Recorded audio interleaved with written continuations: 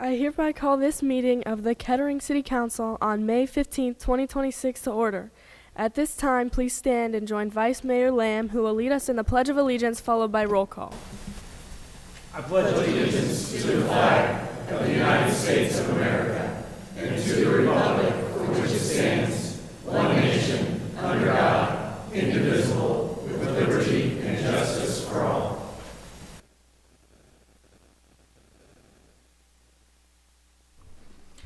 Please respond by stating present.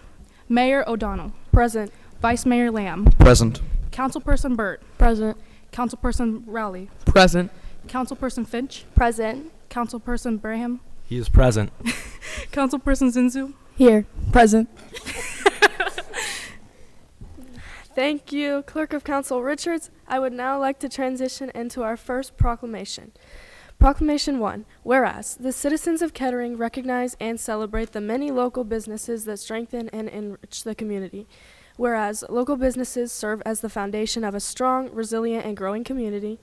Whereas local businesses create jobs, support families, and provide the framework for a vibrant and thriving local economy. Whereas local businesses generously contribute their time, resources, and leadership to community initiatives and civic engagement. Whereas local businesses inspire future generations to invest in, support, and remain committed to the local community. Now, therefore, I, Mayor Catherine O'Donnell, Mayor of the City of Kettering, State of Ohio, do hereby proclaim the week of June 21st through the 27th, 2026 to be Local Business Appreciation Week. I would now like to open up the floor to our Epic Coffee employee and barista extraordinaire, Neil Eckleberry, to speak on our first proclamation.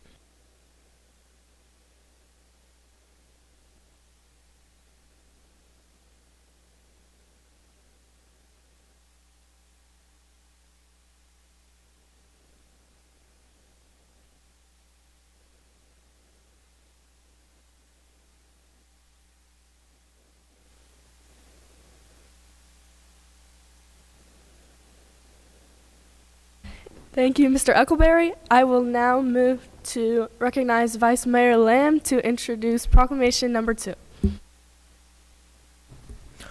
Whereas the City of Kettering recognizes the importance of neighbors and the meaningful relationships that strengthen the community. Whereas strong relationships among neighbors are a vital part of building and sustaining a welcoming, dynamic, and vibrant community. Whereas positive neighborly connections encourage residents to support, serve, and care for one another during times of need and celebration alike. Whereas neighbors who work together help foster civic unity, civic pride, and a greater sense of belonging through the community. Whereas strong neighborhood connections contribute to making Kettering a community of choice to live, work, and play throughout the Dayton region. Now, therefore, I, Vice Mayor Lamb, in accordance with Catherine O'Donnell, Mayor of the City of Kettering, State of Ohio, do hereby proclaim the day of Saturday, June 6th, to be Neighbor Appreciation Day.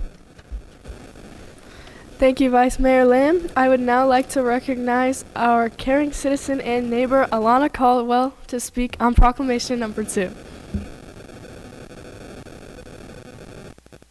Thank you. I'd just like to say thank you very much for what you guys do to the neighbors and for the neighbors. After COVID, it was pretty hard to stay close to each other. We didn't see each other.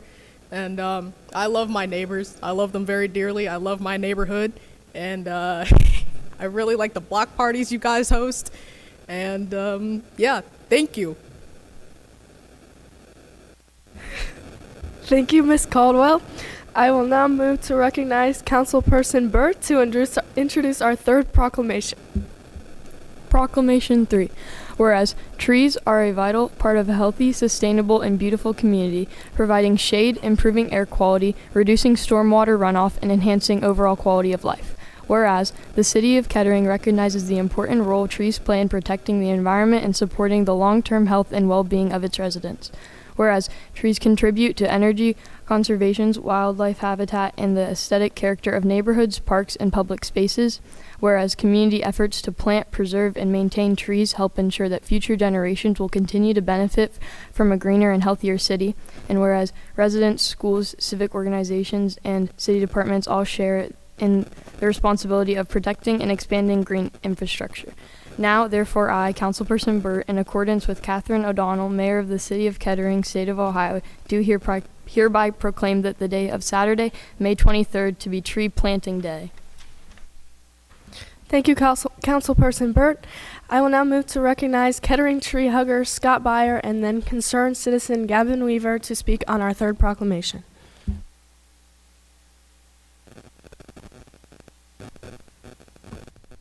Thank you so much. Tree hugging gets a bad rap. You know, it just means that, I'm pro-tree, pro-environment. So I want to thank you for this proclamation. I have just a few words, and my friend who's a concerned citizen, Mr. Weaver, will also speak about what this day will entail.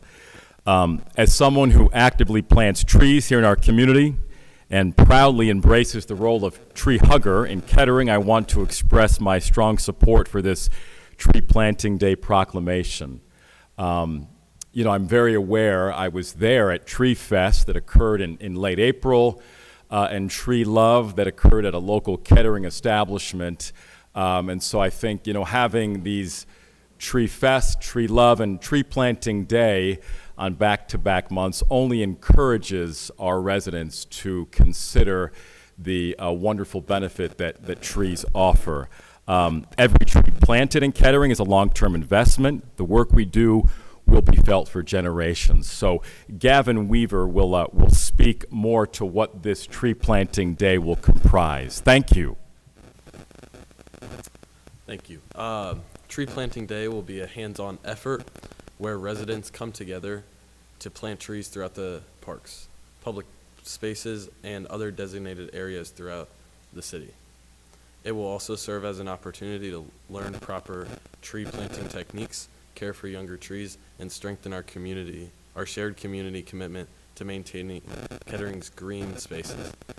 Trees are such a vital part of our environment and nature, and what makes Kettering such a beautiful place to live and be a part of. So maintaining their growth and keeping them healthy will be awesome for this community. So thank you. Thank you. Gavin's a future tree hugger. Thank you so much. Thank you, Mr. Beyer and Mr. Weaver. Thank you to all citizens who spoke on our proclamations. I am now going to transition to our resolutions, where I will recognize Councilperson Raleigh to read Resolution Number 1. Resolution 1. Section 1. The city manager is hereby authorized to establish a dog park in the city of Kettering. Section 2. A dog park is defined as a fenced and enclosed recreational area designated for use by dog owners and their dogs. Section 3.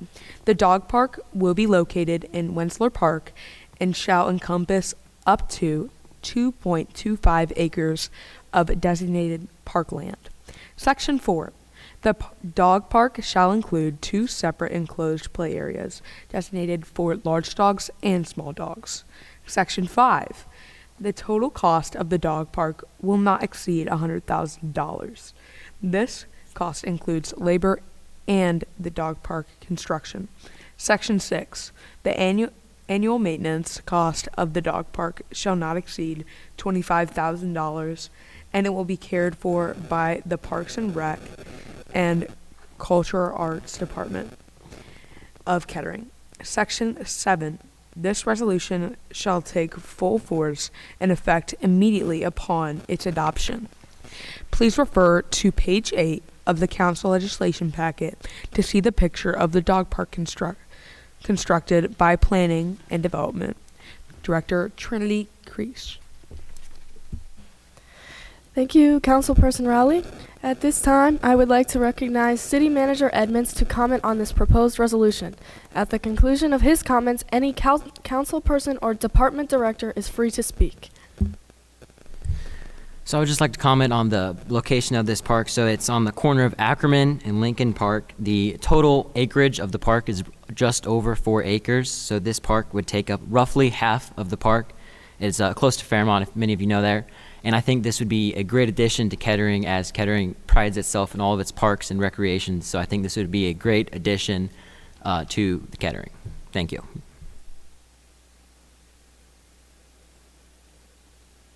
Councilperson Branham.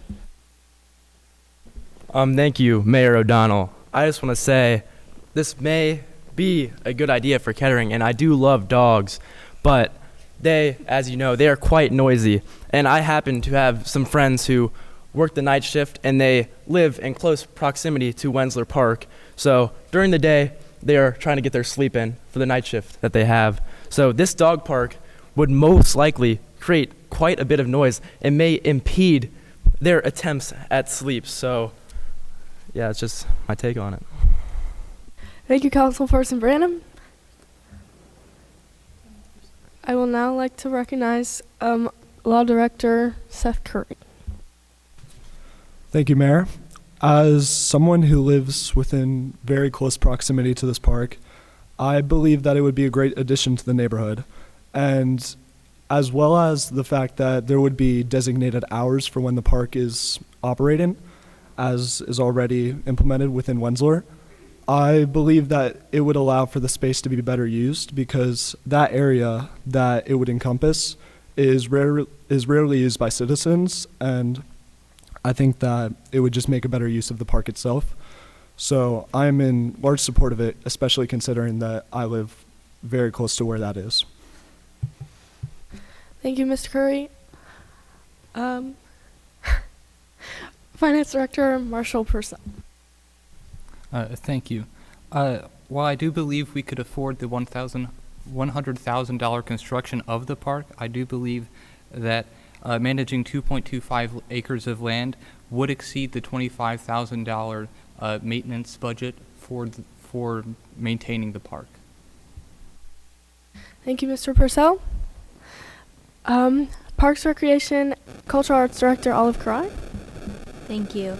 So I've talked to many peers, and they have all worked out the logistics.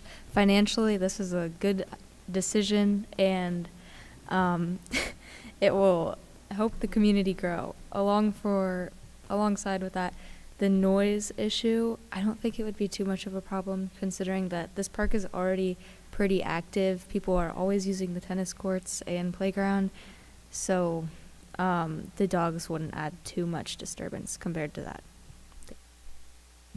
Thank you, Ms. Cry. Councilperson Zinsu. I just had a question on how the proximity to the high school would affect the safety of the dogs and the students that are surrounding the area, and if that would be a problem in the near future. Thank you, Councilperson Zinsu. It is my understanding that this park is on the corner of Ackerman and Lincoln Park, and it shouldn't be too close. It shouldn't be too far. Feel free to correct me if I'm incorrect. Yes, Police Chief Sickman. I would like to comment and say that for this park, since it is going to be in the place of another park that kids used to go to, it can cause a lot of issues with dog bites, because a lot of people do not train their dogs as well as they could, and that would become a big issue, and a lot of people would start complaining about that. So, thank you. Thank you, Ms. Sigmund. Miss Scott Jackson. I have a question for the city manager. Do you think that this would add any jobs to help with the upkeep of the park for the price that we have set? Yes, I think there could be many jobs created, or even maybe volunteer opportunities for citizens to participate in the maintenance and upkeep of the park. Okay, thank you. Thank you, Ms. Scott Jackson and Mr. Edmonds. Yes, Councilperson Rowley. Me and my son always go down to the baseball field there, and with the dog park coming in, as you can see on page 8, as I said, the whole baseball field will be destroyed, demolished, as you can say, to get these dogs a home to run around and play. So just wanted to get that out there, let everybody know. Thank you, Mayor O'Donnell. Thank you, Councilperson Riley. Yes, Councilperson Burke. Similar to Councilperson Rowley's, there's also a lot of like football, like little kid football teams that I've noticed practice there, and I just don't know where they would be able to practice if not. Thank you. Thank you, Councilperson Burt. Miss Jones. So I have a severe dog allergy, and I go to Wensler Park all the time. So what are you guys gonna do about all the people with dog allergies?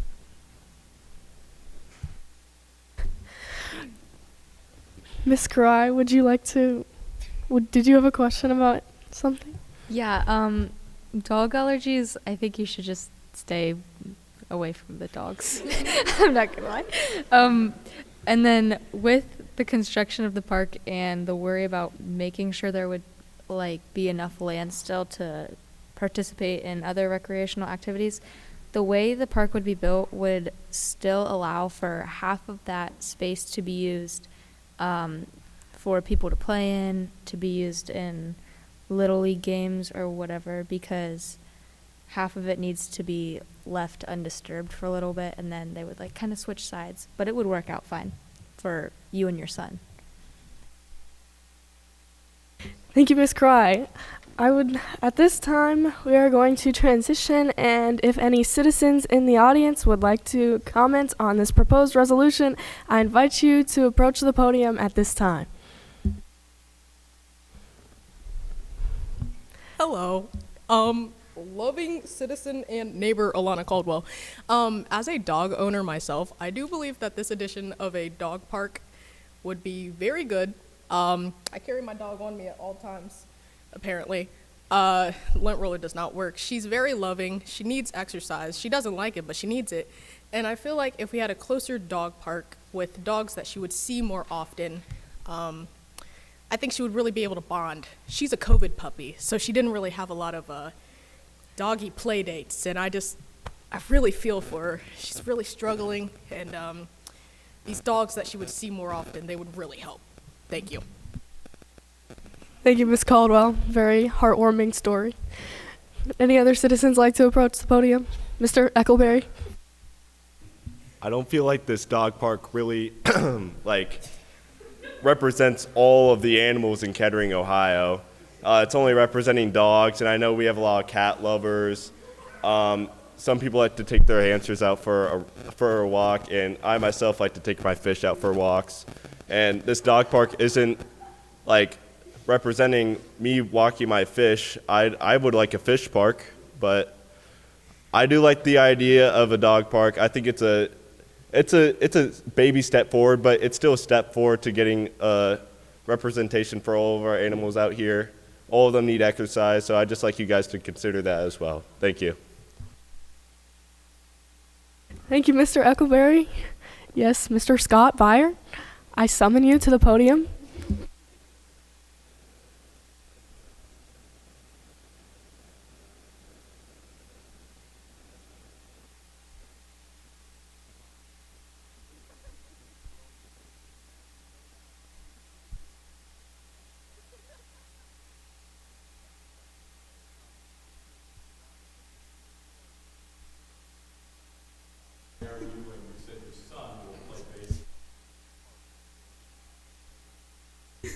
I'm pretty sure 21.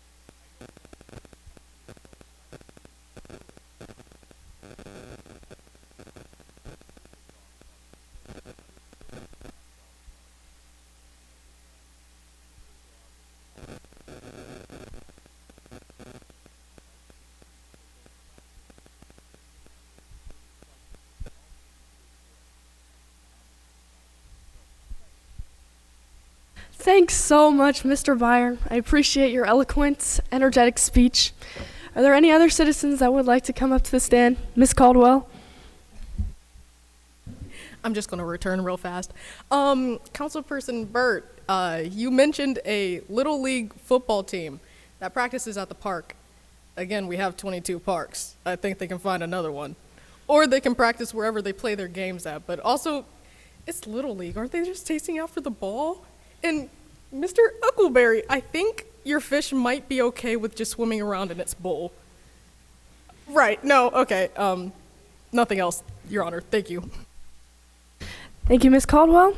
At this time, I'm going to transition and move to end debate on the proposed resolution and take a vote. Do I have a second? I second the motion to end debate and move to a vote by council.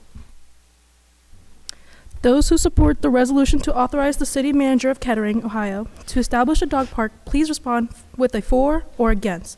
Mayor O'Donnell. Against. Vice Mayor Lamb. Against. Councilperson Burt. Against. Councilperson Rowley. Against.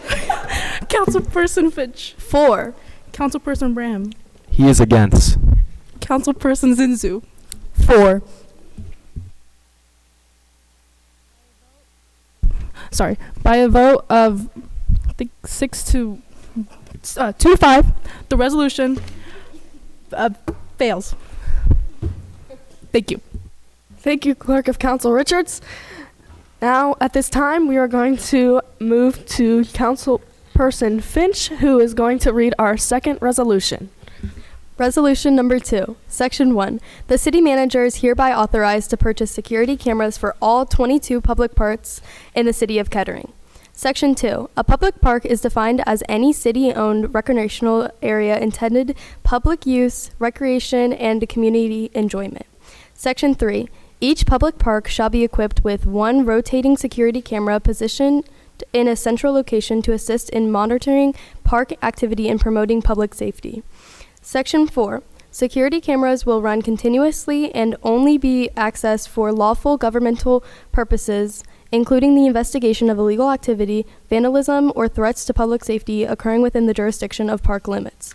Section 5. The total cost and installation of each security camera at each City of Kettering Park shall not exceed $2,000. Section 6. The maintenance, repair, and operation of the aforementioned security cameras shall be handled by Kettering Parks Recreation and Cultural Arts Department. Section 7. This resolution shall take full force and effect immediately upon its adoption.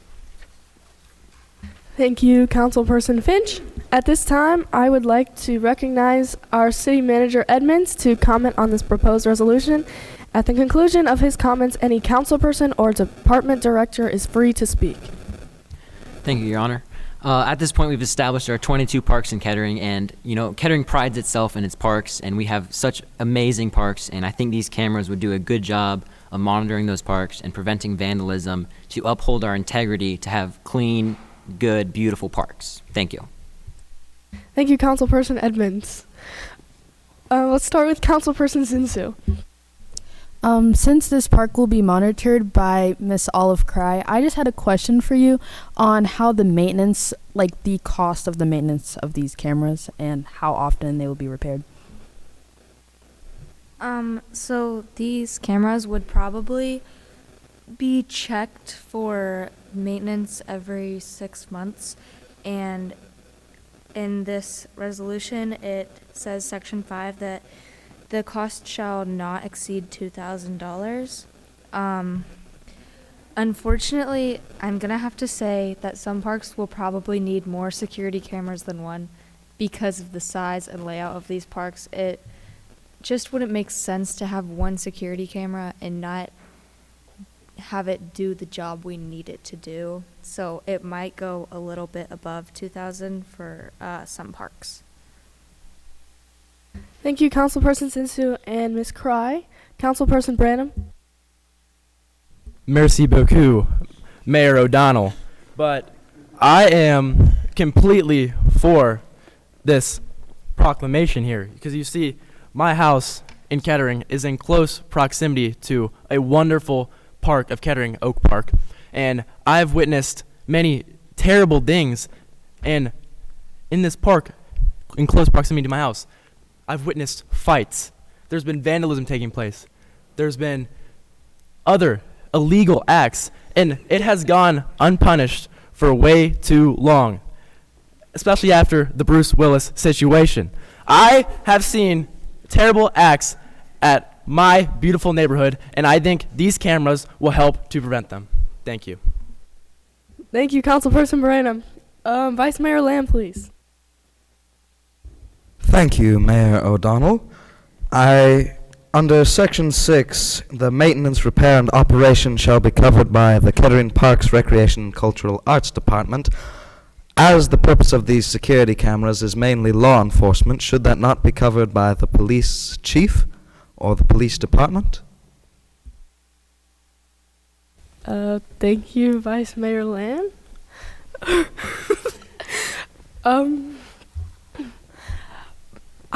Police Chief Sickman, would you care to weigh in on whose responsibility would these cameras be under? Because I'm also a little curious as to if there's like a designated department or a certain person that is responsible for these cameras, or if it's solely up to the police department as a whole.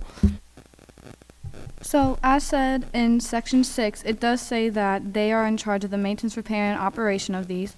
Police will have to, of course, if something does go wrong, they will have to step in and help with it, but we are not in charge of repairing it and keeping its maintenance up. That is mainly with the Kettering Parks Recreation and Cultural Arts Department. Thank you, ma'am. Councilperson Rowley, please. Thank you, Mayor O'Donnell. First thing is to off that end of the police force. We also I would like to have the cameras given to the fire department, because we've seen with State Farm Park got burned down. They need to be like instantaneously, because the park I live by, Walther Park, it's by a lot of trees. If it burned, there's a very good chance that there'd be like a forest fire. Little Timmy's dying everywhere, but at the same end, that's all I really wanted to say. But thank you, Mayor O'Donnell. I would like to propose a question of my own, maybe for Miss Cry or Miss Sickman. These cameras, if they are used and they tape a crime or illegal act, and this person doesn't know that they're being filmed, is that not a violation of their rights if they don't know they're being filmed? And can that evidence be used against them? Ms. Sickman. With that, there would probably be some kind of sign posted saying that there is security cameras, just like there are in stores, pointing that out. We can use what is on that tape as long as there is something saying to the public that you are being taped. If they do not read that, someone could fight that, but it is going to be publicly posted, so they can use it. Thank you, Ms. Sickman. Mr. Purcell? Thank you. While Section 5 does spell out the cost for installation of each security camera, nothing in the legislation spells out the costs of maintenance for the security cameras. So I'm just curious as to how that would be limited and how that would fit into the budget. I appreciate your question. However, at this time, we are going to have to move to our citizen inquiries.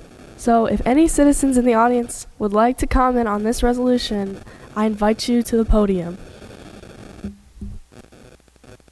Mr. Weaver, thank you.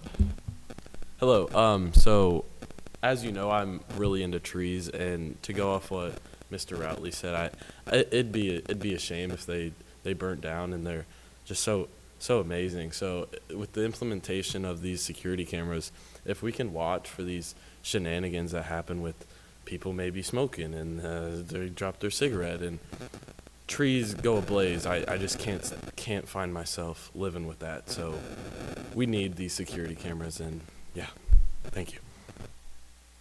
Thank you, Mr. Weaver. It's a very heartfelt story. Mr. Byer, I invite you to the podium.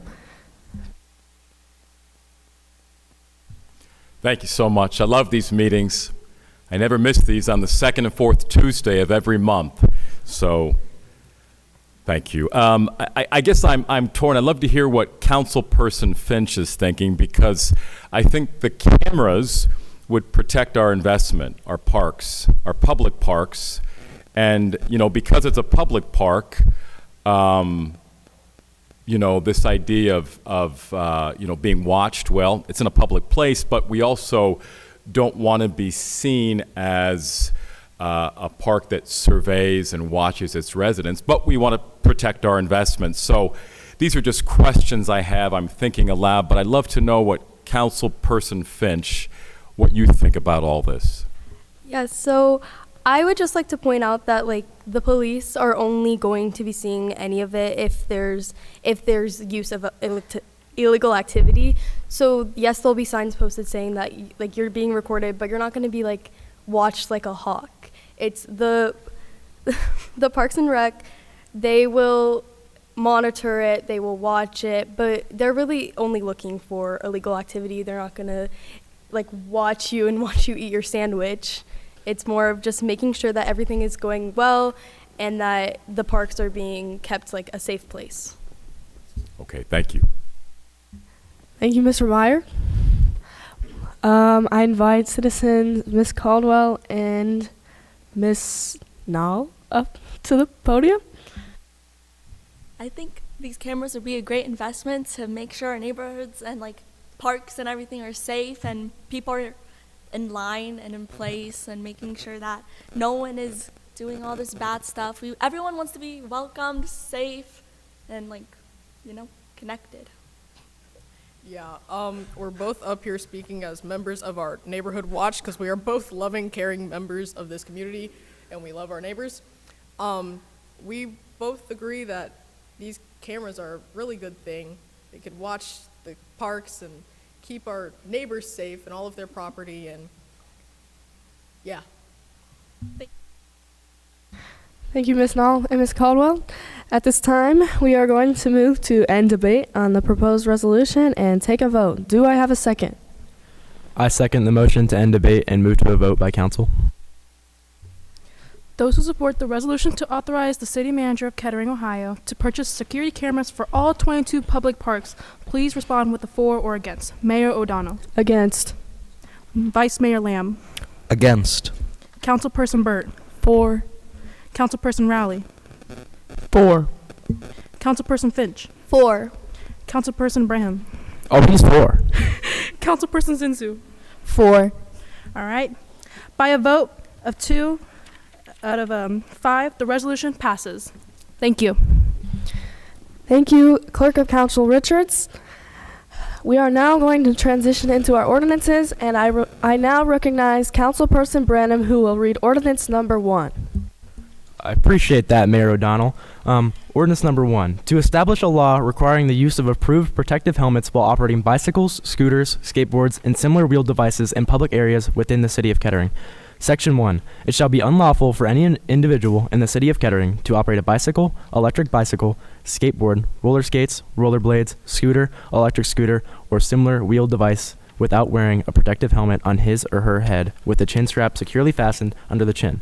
Section 2, all helmets required under this ordinance shall be properly fitted to the wearer and shall meet or exceed ANSI, American National Standards Institute, or SNELL, Snell Memorial Foundation Safety Standards. Section 3, the aforementioned helmet requirement shall also apply to any individual riding in a restraining seat attached to a bicycle or in a trailer being towed by a bicycle. Section 4, this aforementioned helmet requirement shall apply to all public rights-of-way and public areas within the city of Kettering, including streets, sidewalks, parking lots, parks, and other publicly accessible property. Section 5, whoever is convicted of or pleads guilty to a violation of Section 1 shall be fined the amount of $50, and each additional offense shall increase by $25. Section 6, this ordinance shall take effect 90 days after its adoption. Thank you, Councilperson Branham. At this time, I would like to open the floor to our council and department heads to speak on the proposed ordinance. Councilperson Rowley. Thank you, Mayor. I have 2 questions. First one is, where does this end? Are we gonna I like the law, but are we gonna go to knee pads, shoulder pads? How far are we gonna push this? Then the second question is, what are we gonna do for those families who can not afford a helmet? Because at the moment right now, I know the budget is very low for some families, and they can't afford a helmet, and if they already have a bike, they just can't ride it. I just would like a answer to that, please, and thank you. Thank you, Councilperson Riley. To add to his point, I would like to ask a question maybe for our city manager or for our police chief. How are we going to possibly enforce that every bike rider / scooter rider is wearing a helmet at all times? Because our police have other things that may take more priority, and they cannot constantly be watching little children on their bikes just to be sure that they have a helmet, unless there was something else that anybody had in mind. Yes, Ms. Sigmund. I would just like to say that we cannot survey everyone. That is out of our jurisdiction, and just in general, we cannot do that for everyone. So it would be more of putting it in the hands of the citizens and hoping that they would listen, which probably won't, but it's more of just for safety though. And if you get caught, people who do get caught would probably be more inclined to not do it again, but we cannot fully enforce it. Thank you, Police Chief Sickman. I appreciate your confidence. Councilperson Branham, please. I want to say something about the enforcement. I feel it's less of an enforced thing, more of a we trust our citizens to comply. And this enforcement may only happen if it's, you see somebody in your neighborhood constantly riding one of these wheeled devices without, and you report it to a nearby person. And also, I'd like to say, no one is too cool for a helmet. Thank you, Councilperson Branham. Our law director, Mr. Curry. Thank you, Mayor. So I believe that this law would end up being unfair for certain individuals. My son was born with a birth defect that shaped his head like Phineas from Phineas and Ferb. So it would be hard for us to find helmets that fit. And I think that it's unfair for him to be illegally fined just because his head's shaped like a triangle. Thank you. Thank you, Mr. Curry. I'd like to hear from our Administrative Systems Director, Miss Kylie Howerton. Hi, so part of my job is I deal with the records of Kettering, so I'm a little curious. It says here in section 5 about the amount of fines and tracking offenses, and I would figure that would be the police department, but if they're struggling to keep up with that, I just want to understand how we're supposed to be maintaining, would the fine be placed on the parent's record or the child's record? How are we dealing with the recording of these offenses and making sure that everybody, if it's their second offense, that they have to pay the additional money that it says in section 5? That's a good question, Ms. Howerton. I'm interested to know, to our city manager or law director, police chief, anybody who might be able to answer how we are going to enforce these fines, especially if we have a little kid under the age of 5 years old, and in what manner are we going to fine a toddler? Finance Director Purcell, please. I'm just curious as to where, when we do end up fining people, where this money will go to. What department will this end up in? How does this affect the budget? It's a very good question.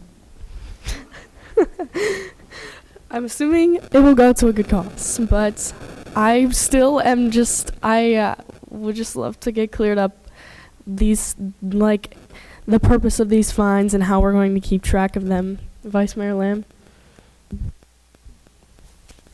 Adding on to Mayor O'Donnell's question, These $50 and each additional offense increasing by 25, is that cumulative, going 50, 75, 100, 125, so on and so forth, or will it remain at 75?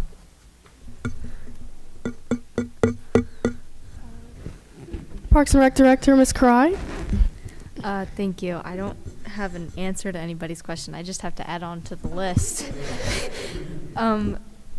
What are these fines going to be put on these children's records? Are they going to grow up and be like, oh, shoot, I have 3 different violations of not wearing a helmet in my life already? They could be perfect students, and that could be what's stopping them in the world. Thank you. Thank you, Ms. Cry. These are all very good questions with hopefully very interesting answers. But unfortunately, at this time, we are going to have to move on. So if any citizens in our audience would like to comment on this ordinance, I invite you to the podium now. Mr. Eckleberry. As a professional bike rider myself, I think it's actually very important that we enforce this law. Many kids and many adults, as we can see in our daily lives, and in the past 2 weeks, you could say, have had fatal injuries that could lead to permanent that's the one, and neurotic brain damage because they are not wearing a helmet while they are biking. They may be safe on the bike, but they are not the cars that are driving past them, whizzing down 35 on Lincoln or Ackerman, okay? They are in danger. Even if they are driving safe, that doesn't mean the person next to them is. That's all. Thank you. Thank you, Mr. Eckleberry. Ms. Caldwell, please. Hey guys. First of all, Law Director Curry, I'm so sorry to hear about your son. Is there a specific name of that defect? Some triangular syndrome. I'm so sorry. I ride bikes on the regular. I love my bikes. As Human Resource Director Mia Scott Jackson knows, our bikes. But I do believe that we could get a specially fitted helmet for your son, just to make sure that he is also safe. But I do think that this ordinance is a very good ordinance, looking out for the neighbors and making sure that everybody is safe. I do agree with it, and I think that there are certain steps that we could take to help the families that are in need. Thank you, Ms. Caldwell. Mr. Weaver? Thank you. Mr. Branham said it best. Yes, not everyone will follow this, but when trusting our citizens, by putting this into effect, we can trust them to take proper safety measures. Coming to school a couple days ago, someone was hit by a bike, and thankfully they were hit by a car riding a bike. And thankfully they were wearing a helmet, and if they weren't, who knows what could have happened. So because of the helmet safety and what it can provide for the head and not having damages to it, it can really just make sure that we're staying safe on the roads. Thank you. Yes, Mr. Byer, I invite you up to the podium. Thank you. I just would encourage council, as you take this vote, to be head smart. And, please wear your metaphorical helmet, so to speak. But in the first year that texting while driving, that texting while driving ban went into place, according to the newspaper, the city of Kettering only wrote 6 tickets. So it is tough to enforce, but we know that, texting while driving, there is a lot of discouragement from doing that, justifiably so. So I'm sure this will take some time to roll out, but we know that policy is developed incrementally in phases over time. And so the hope is that over time, kids will understand that they need to wear a helmet. And I also know that currently in Kettering, there is, as you all know, there is a city law that is in place for kids under 16, there is a bike helmet law, but I know this specifically for those under 16, excuse me, but this is about all citizens because parents need to set that example. There's nothing that drives my gears more, pun intended, when to see a family on a bike ride and kids are wearing helmets, but parents are not. What kind of example does that set? So thank you for voting, and I hope you vote for this law. Okay. Thank you very much, Mr. Byer, for your once again emphatic speech. Is there any more citizens that would like to speak about this ordinance? Going once, going twice? All right.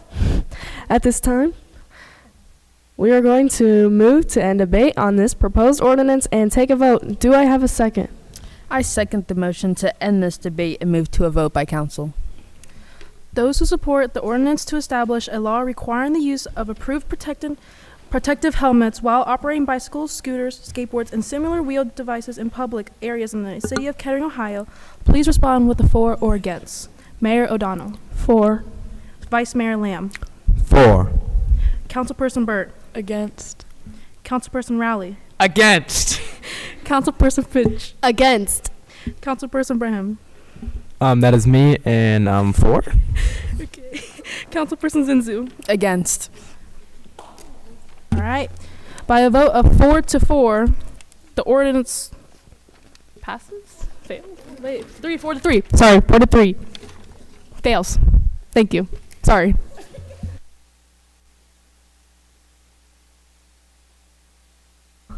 Thank you very much once again, Clerk of Council Richards. At this time, we are going to transition to Councilperson Zinsu, who will read our second ordinance. Thank you, Councilperson. Wow. Thank you, Mayor O'Donnell.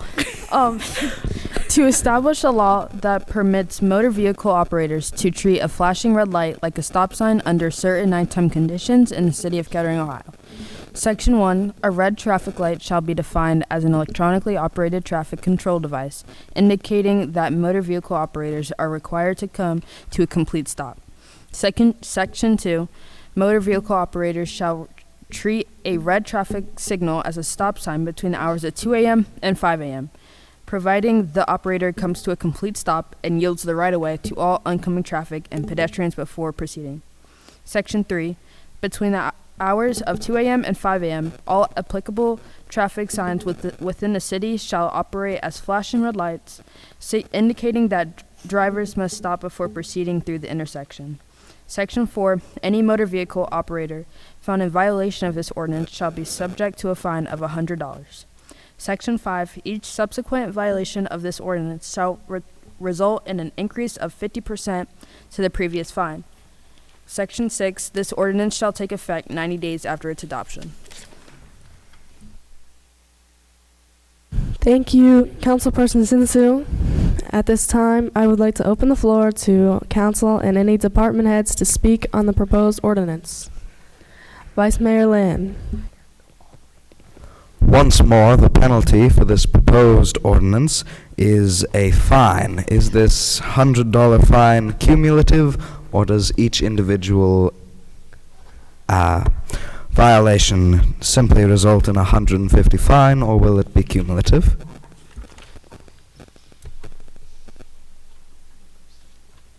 It's a good question, Mr. Lamb. Vice Mayor Lamb. I would like to, anybody can correct me if I'm wrong, but I would assume that this fine may be cumulative unless somebody would like to correct me. Mr. Purcell. Yeah, I believe the wording of it would make it cumulative. It says each subsequent violation would incur a 50% penalty. Thank you, sir. So yes, cumulative. Anybody else? Oh, Councilperson Burt. If two people, say neither of them treat it as a stop sign and then they crash, who would be at fault for the crash because both of them, yeah. Well, I assume under this ordinance that if a red light during these nighttime hours is enforced as a stop sign, citizens would still have to follow traffic laws. So they would treat it as in, like, they would just yield the right of way. Police Chief Sigmund. I can answer Councilperson Burke's question and state my own. With a red light, there's always going to be a green light, so someone will have the right of way. So the person who goes on the red light would be at fault. And also, no one listens to stop signs, so I'm personally very against this because I feel like no one's going to listen and they're just going to, like, go for it. Thank you. Councilperson Branham, please. Thank you kindly. I want to say this is the greatest ordinance that's ever came across my desk. I'll be honest. I have many friends who already do this, so it'll be pretty good. And any driver who has any amount of gumption will not get in a crash doing this. And it's only beneficial because it allows the ones who are already doing it to do it legally. And I just have so much love for it. Thank you. Fire Chief Griffin, please. Okay, so I feel that with this ordinance, it would really be beneficial because it would help us navigate through traffic early in the morning to reach scenes, like say there's a fire or say Bruce Willis burns down another building. We can come over and save it. So I feel that this ordinance with the stopping could really help us travel or navigate through with our fire trucks and get to scenes. Thank you. Thank you, Mr. Griffin. Yes, Councilperson Rowley. First off, it was a homeless man, but I'm just saying the facts.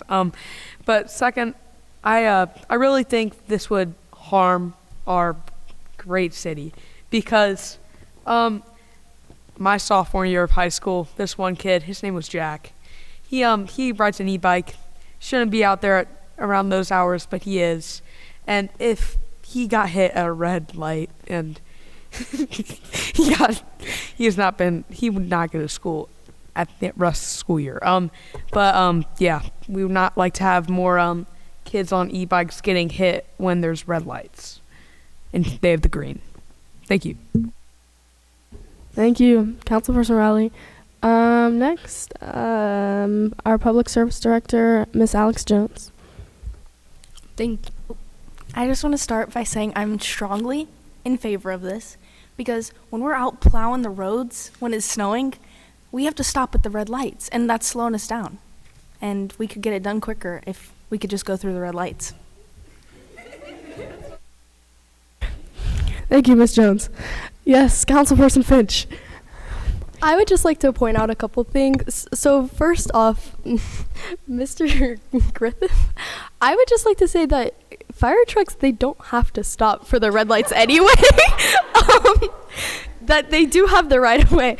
And I would also like to point out that I am in favor of this because people who work like the night shift and are out really early in the morning or really late at night, they're able to get more sleep because they can just stop, make sure that it's safe for them to drive, and they can legally go through and have a shorter drive and make it easier on them and their sleep.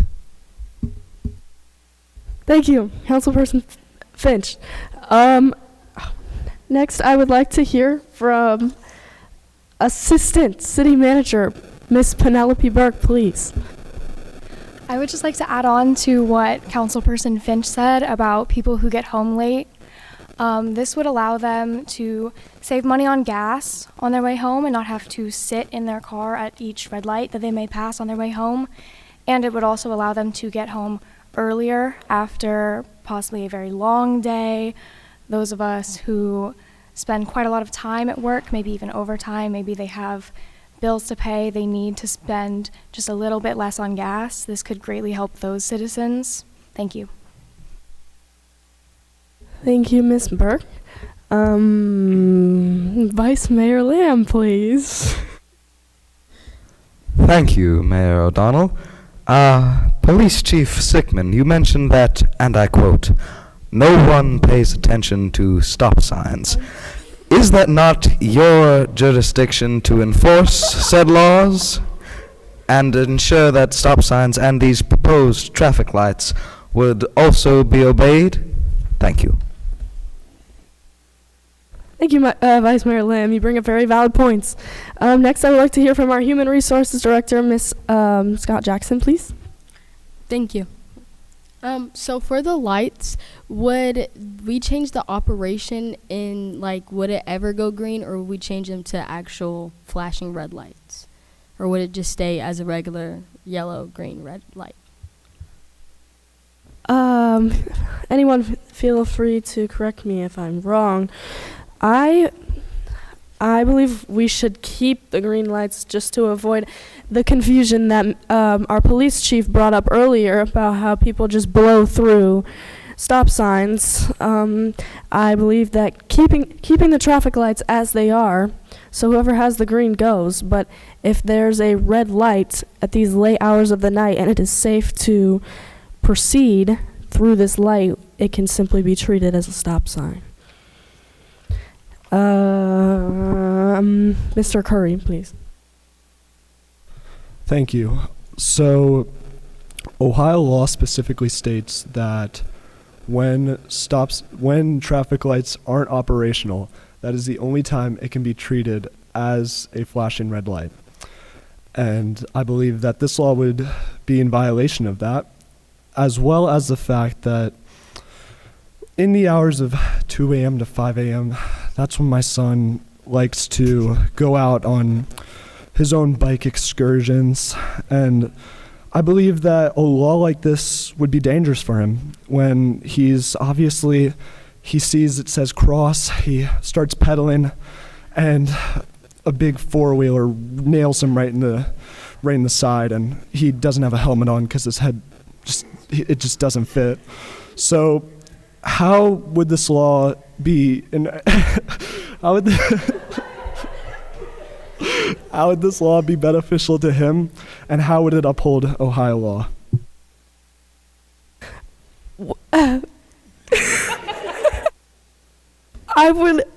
You might want to head out with your son. You might want to be able to watch over. Miss Scott Jackson, again, please.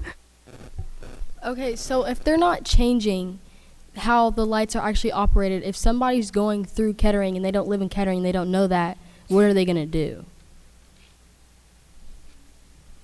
Mr. City Manager Edmonds, care to weigh in? So the law states that during the hours of 2 and 5 a.m., the lights will be flashing red, not green and red, not, whatever. They will be flashing red.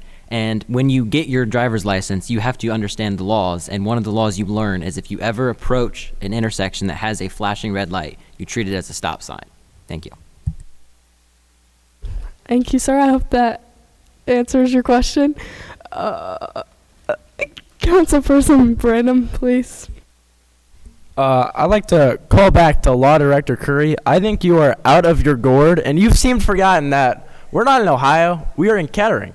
And also, why would a four-wheeler Hold on. be I'm on gonna cut you the off right there. residential roads in Kettering, Ohio? Why would there be a four-wheeler ever on these roads? I have lived here all my life. I've never seen a four-wheeler. Local law. End of discussion. We're gonna keep it civil. We're gonna wrap it up right now. We're gonna go ahead and close this out and move to our citizen debate. So if any citizens would care to come up and weigh in their comments about this ordinance, please come now. Ms. Caldwell, I invite you to the podium. Hello.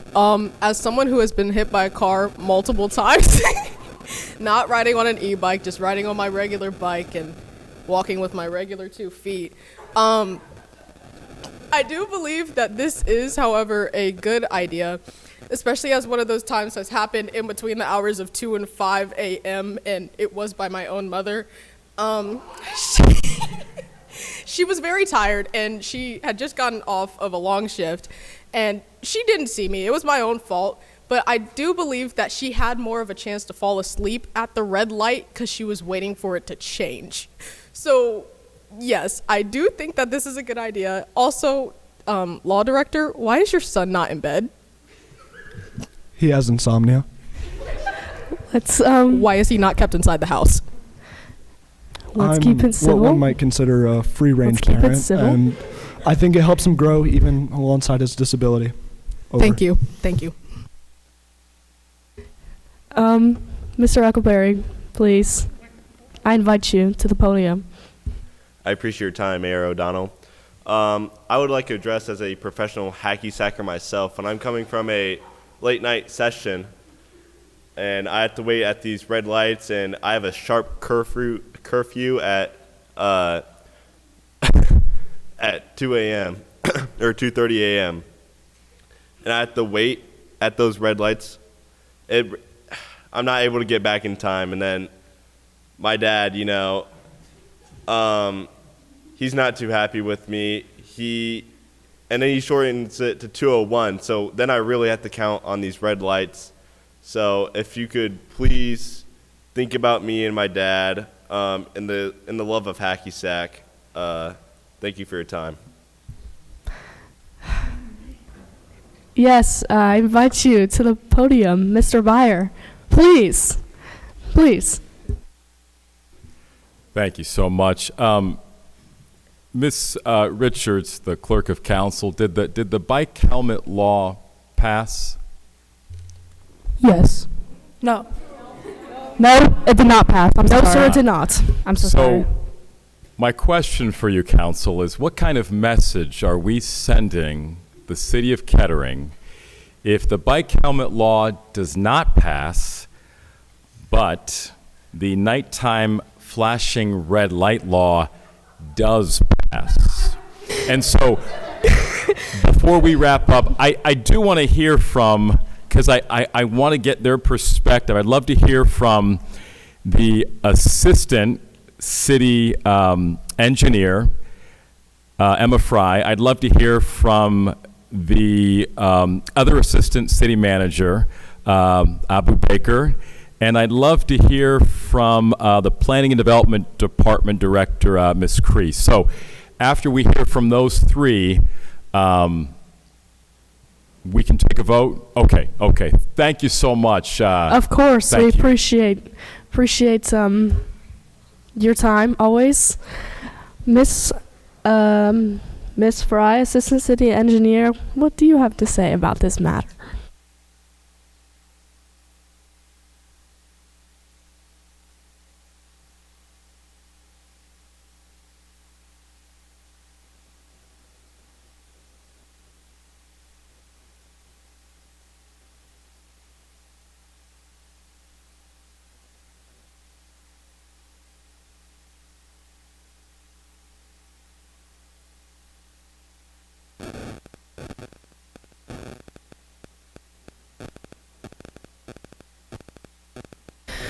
Thank you, Miss Fry. Can I hear from Miss Crease, please? I do actually support this. I feel like around this time at night, there's not a lot of cars on the road, so it won't be that busy. So it really won't cause any accidents or anything. And for the ones with little ones who are out riding, I feel like you should watch your kid a little bit more, maybe put them to bed. So that's my opinion on this. Yes. Before I hear from Ms. Abu Baker, I would just like to say that if your kids aren't getting home on time, that is not the responsibility of the city. And if you cannot keep your children supervised, that is the fault of yours and yours only.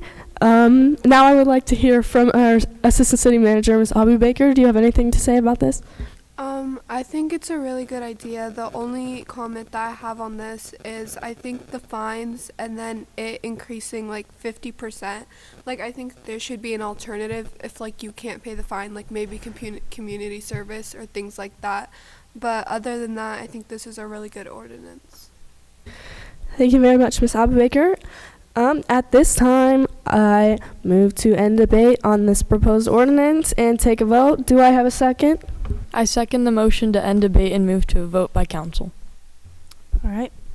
Those who support the ordinance to establish a law that permits motor vehicle operators to treat a flashing red light like a stop sign under certain nighttime conditions in the city of Kettering, Ohio, please respond with the for or against. Mayor O'Donnell. For. Vice Mayor Lamb. For. Councilperson Burt. For. Councilperson Rowley. He would say 4. Councilperson Fitch. 4. Councilperson Branham. You already know. 4. Councilperson Zinzu. 4. All right. By a vote of 7-0, the ordinance passes. Thank you. Thank you, Clerk of Council Richards. That is our last ordinance for the afternoon. So now I'm going to wrap up a little bit here. So on behalf of Kettering Fairmont High School, a special thanks to the Kettering Centerville Kiwanis and the City of Kettering for another outstanding year of Youth and Government Day. A special thanks to the Miami Valley Cable Council and video operator, Mr. Greg Torrey. Thank you. And a special thanks to all of Mr. Byers' outstanding government students who are sitting here beside me for your participation in this mock city council meeting. This meeting is now adjourned.